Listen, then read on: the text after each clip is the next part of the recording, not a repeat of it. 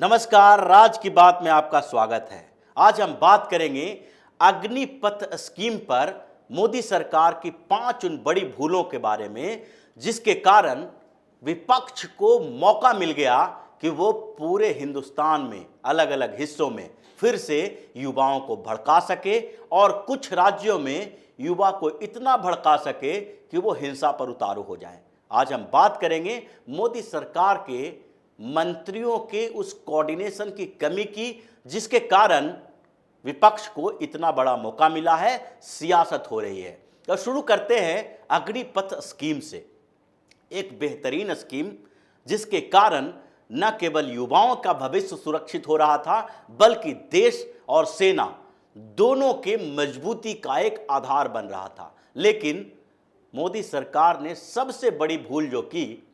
वो की इसकी घोषणा को लेकर, कंफ्यूज करने को लेकर। मोदी सरकार के मंत्री या डिफेंस मंत्री राजनाथ सिंह ने जिस तरीके से इसकी घोषणा की और जो समय चुना,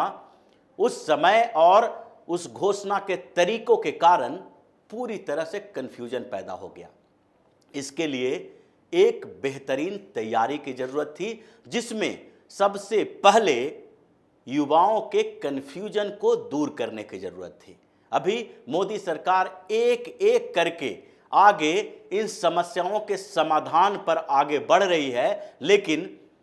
ये दिखाता है कि इसमें कोऑर्डिनेशन की एक बड़ी कमी थी। तो घोषणा एक पहली बड़ी भूल थी, जिसके कारण युवा कंफ्यूज हुए और सियासी लोगों को, नेताओं को एक मौका मिला कि इन युवाओं को और कंफ्यूज करके हिंसा भड़काने के लिए विवश किया जाए, भ्रमित किया जाए और इन लोगों के बीच अपने राजनीतिक गुंडों को, कार्यकर्ताओं को भेजकर हिंसा को और ही भड़काया जाए, भड़काया जाए, जिसके कारण बिहार में ट्रेनें फूंकी जा रही है, उत्तर प्रदेश में स्टेशन जलाए जा रहे हैं, पंजाब और हरियाणा में भी हंगामा चल रहा है, तेलंगाना में भी कई जगहों पर आगजनी हो रही है। यानी कि कई राज्यों में जिस तरीके से युवा भड़के हुए हैं, उसमें एक बड़ी भूल मोदी सरकार की यही रही है कि इसमें योजना की जो घोषणा की गई वो सीधी सपाट घोषणा की गई और उसमें युवाओं को कंफ्यूज कर दिया गया। उसमें ये बताया ही नहीं गया कि आखिरकार ये योजना कैसे लागू की जाएगी और उस लागू करने में 2 साल के बीच जो कोविड के दौरान आर्मी में भर्ती रुकी रही है, उसका क्या होगा। इसके कारण युवा कंफ्यूज हो गए और उन लोगों को लगने लगा कि हमारा सारा मेहनत बेकार जा रहा है, हमें कोई रिलैक्सेशन भी नहीं मिल रहा है और एज रिलैक्सेशन के साथ साथ जो हमने कुछ बहालियों में हिस्सा लिया था, वो सारे बहाली भर्ती कैंसिल हो गई है और इसके कारण युवाओं के सेंटीमेंट जाग गए और उस सेंटीमेंट का इस्तेमाल विपक्षी पार्टियों ने बेहतरीन तरीके से किया हिंसा भड़काने के लिए। तो ये पहली बड़ी भूल थी, जिसका खामियाजा भुगतना पड़ रहा है और वही घोषणा और भूल के कारण आज मोदी सरकार को एक दिन के बाद ही कोविड का हवाला देते हुए अग्निवीरों के 2 साल के एज में रिलैक्सेशन देना पड़ा। अगर ये घोषणा के समय ही सोच लिया गया होता कि 2 साल एक्स्ट्रा एज इस साल के लिए दिया जाएगा, ताकि जो पिछले 2 साल से आर्मी की बहाली अटकी पड़ी है, उन बहालियों में जो लोग भाग नहीं ले पाए हैं, जिसका उम्र 21 साल से ज़्यादा हो चुका है, उनके लिए इन 2 साल के दौरान के रिलैक्सेशन दिया जाएगा, जो कि बाद में दिया गया जब हिंसा भड़क गई।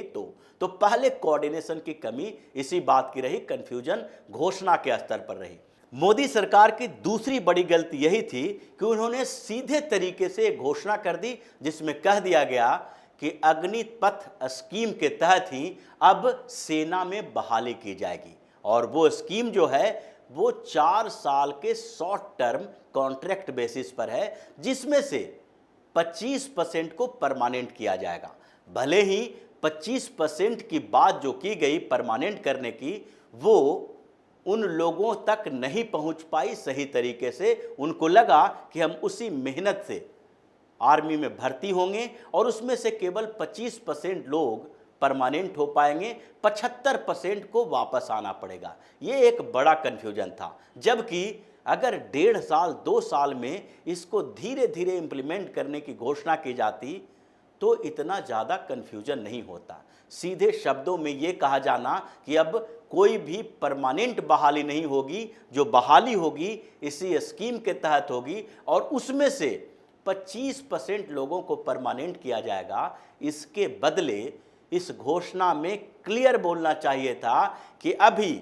दोनों पैरेलल चलेगा। जिस तरीके से आर्मी ऑफिसर्स की बहाली होती है शॉर्ट सर्विस कमीशन से, जिस तरीके से टेरिटोरियल आर्मी की बहाली होती है शॉर्ट सर्विस के लिए, उसी तरीके से अब जवानों के लिए भी एक नई योजना शुरू की गई है जो शॉर्ट सर्विस है और वो 4 साल के लिए योजना है। जबकि इसके पैरेलल दूसरी जो परमानेंट बहालियां होगी वो चलती रहेगी। वही 25% बहालियों के लिए परमानेंट तरीके से अलग लाया जाना चाहिए था और इससे लोगों को ये लगता कि अभी जो बहालियां चल रही है, भर्ती चल रही है, वो भर्तियां तो जारी रहेगी, लेकिन उसके बाद भी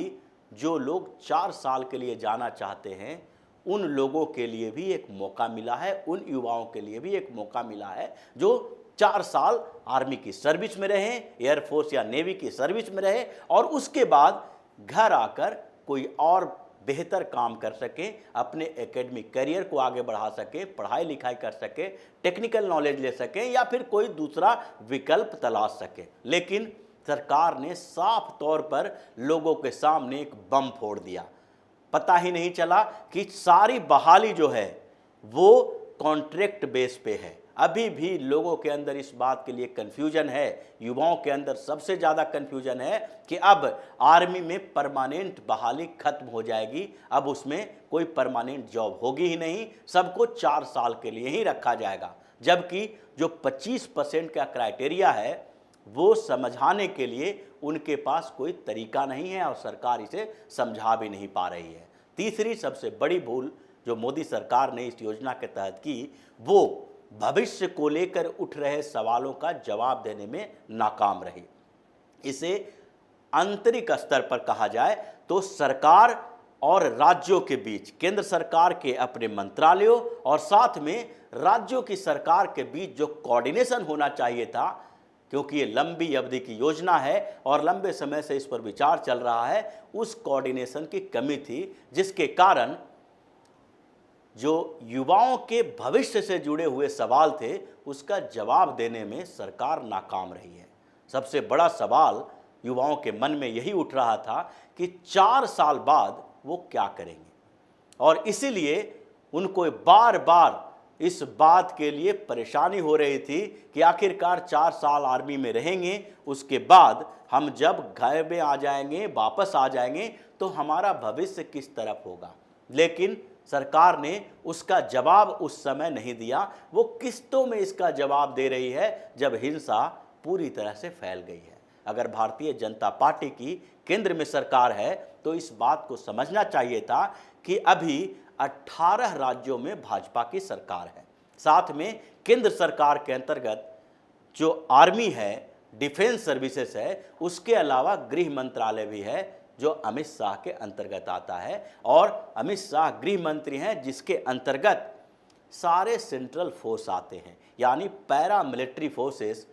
उसी के अंतर्गत हैं। और गृह मंत्रालय के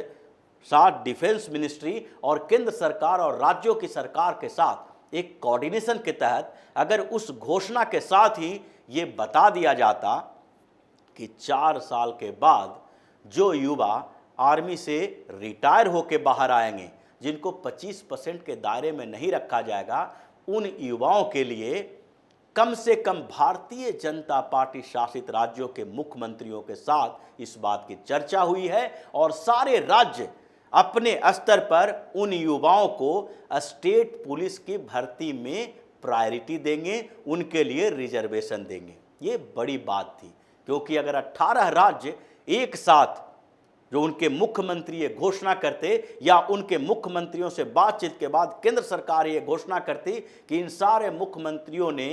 इस बात की सहमति जता दी है कि जो भी युवा 4 साल के बाद वापस आएंगे उनको हम अपने स्टेट पुलिस में इतना परसेंट रिजर्वेशन देंगे। 10% हो सकता है, 20% हो सकता है, 25% हो सकता है। ये एक बड़ी घोषणा होती। दूसरी तरफ जो पैरामिलिट्री फोर्सेस हैं केंद्रीय गृह मंत्रालय के अंतर्गत, जिसकी घोषणा आज तीसरे दिन जब हिंसा भड़क गया तब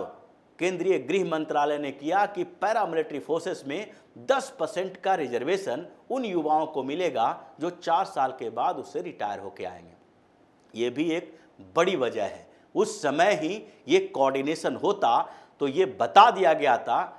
कि राज्यों के साथ साथ केंद्र में भी जो पैरामिलिट्री फोर्सेस हैं उनमें 10% का रिजर्वेशन इनको दिया जाता, जो स्पष्ट तरीके से बार बार जो मोदी सरकार के मंत्री और साथ में भाजपा के प्रवक्ता बता रहे थे कि इन लोगों को पैरामिलिट्री फोर्सेस में मिलेगा, सरकारी नौकरियों में मिलेगा, फिर स्टेट में मिलेगा। ये एक सामान्य हवाई बातें थी, लेकिन जब आंकड़ों के साथ ये बातें कही जाती कि इतने लोग रिटायर होंगे और पैरामिलिट्री फोर्सेस में जितने लोग हैं उसमें से 10% रिजर्वेशन का मतलब है कि 1 लाख की बहाली में 10,000 लोग इसमें आ जाएंगे। अगर 18 राज्य हैं वहां पर अगर एक एक राज्य में भी जो भारतीय जनता पार्टी शासित हैं, अगर वहां एक एक राज्य की पुलिस में भी 10% के रिजर्वेशन के अनुसार ही अगर 1 लाख लोगों की भी जरूरत पड़े, 10-10 हज़ार, 2-2 हज़ार, 5-5 हज़ार, तो उतना शामिल हो जाएगा। तो ऐसी स्थिति में ये कन्फ्यूजन नहीं रहता कि इस साल जो 46,000 आर्मी में बहाली होगी अग्निपथ स्कीम के तहत, वो 4 साल के बाद जब रिटायर करेंगे और 4 साल में जो वहाँ पर पैरामिलिट्री फोर्सेस से स्टेट गवर्नमेंट तक में वैकेंसी निकलेगी, उन जगहों पर इन लोगों के एडजस्टमेंट में कोई समस्या नहीं आएगी, क्योंकि ये पहले बैच के लोग होंगे, फिर दूसरे बैच के होंगे। लेकिन इस कोऑर्डिनेशन का भी अभाव रहा। इसके अलावा एक बड़ी भूल मोदी सरकार की यही रही कि इन्होंने सेंटीमेंट को देखने के बजाय सिर्फ और सिर्फ एक स्ट्रेट फॉरवर्ड नीति अपनाई। पहले भी मोदी सरकार को ये पता है कि अभी तक जितने योजनाएं लागू की गई है उसमें पब्लिक सेंटीमेंट भड़का है, और पब्लिक सेंटीमेंट को शांत करने के लिए भी एक योजना होनी चाहिए सरकार के अलावा पार्टी के स्तर पर। जब अग्निपथ योजना की चर्चा होती और इसके बारे में बताया जाता, पार्टी और संगठन के स्तर पर इसकी योजनाओं को देखकर लोगों से राय लेकर पार्टी के वरिष्ठ नेताओं के बीच ये चर्चा होती, तो ये पता चल जाता कि अगर ये योजना की घोषणा की जाएगी तो किन बातों का ख्याल रखा जाना चाहिए। लेकिन ये नहीं किया गया, और ये जब योजना की एक प्रारूप तैयार हो रहा था, योजना के रूपरेखा तैयार हो रही थी, तो उस समय भी सिर्फ और सिर्फ अधिकारियों, एक मंत्री और आर्मी से लेके नेवी और एयरफोर्स के अधिकारियों तक सीमित रखा गया, जिनको पब्लिक के सेंटीमेंट से उतना लेना देना नहीं है। वो राष्ट्र देश के इंटरेस्ट के अनुसार फैसला लेते हैं, लेकिन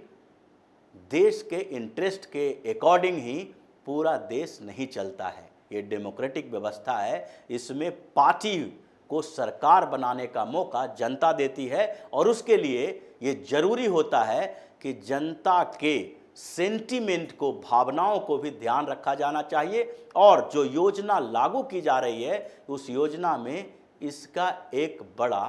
अहम रोल होना चाहिए। दूसरे स्तर पर जो सबसे दूसरी भूल हुई, यानी कि मोदी सरकार के इस घोषणा में 5वीं बड़ी भूल जो है वो है इसके सियासी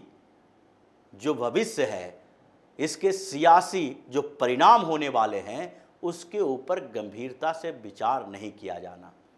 मोदी सरकार को ये समझना चाहिए था, उनके मंत्रियों को ये समझना चाहिए था, और भारतीय जनता पार्टी के नेताओं को भी इस बात की जानकारी होनी चाहिए थी कि अगर सरकार कोई घोषणा कर रही है तो विपक्षी पार्टियां उस घोषणा का इस्तेमाल कैसे कर सकती है विरोध करने के लिए। जिस तरीके से